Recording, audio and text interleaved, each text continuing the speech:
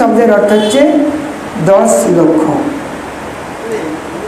তো দুয়ে নিযুতে দ্বিবচন মানে 2 10 20 লাখ গাই দান করেছেন।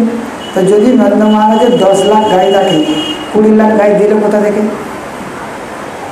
কীর্তনিয়ারের কথা যারা শোনেন, কীর্তনিয়ারকে যদি কেউ দেখেন কোনোদিনও প্রশ্ন করবেন। কলকাতাতে মনে হয় এত কীর্তনিয়ারে কেউ আসে না, কারণ জানে গ্রামের গ্রামেতেই এই কথা বলা শোভা পায়।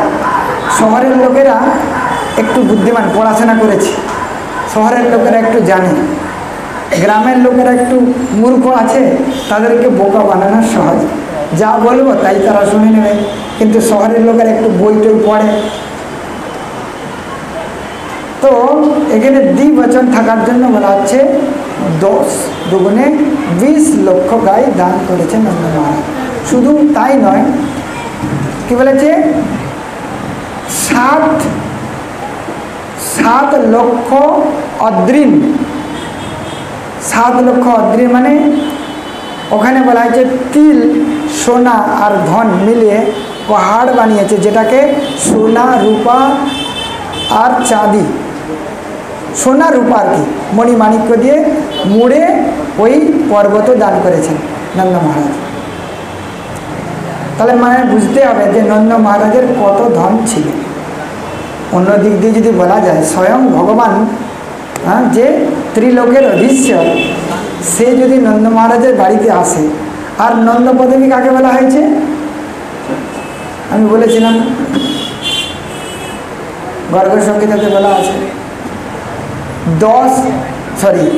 50 লক্ষের অধিক যদি গাই কারো থাকে, তাহলে সে হবে নন্দ পদবাচ্য।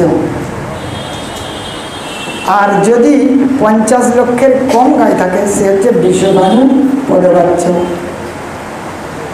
তো গর্গ সংহিতা অনুসারে নন্দ মহারাজ যদি 20 লাখ গাই দেয়ও, তবু তার ব্যালেন্স থাকে 30 লক্ষ।